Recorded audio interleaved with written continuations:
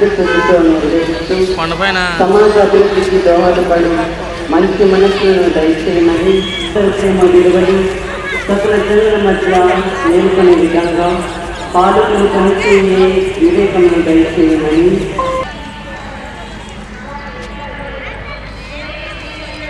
అలా ఎదరికెళ్దామా?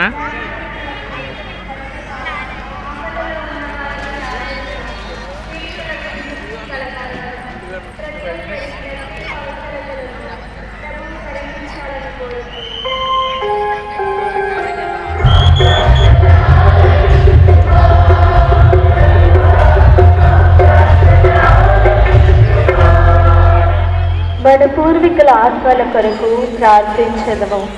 నీకు కృతజ్ఞతలు తెలుపుతున్నాము.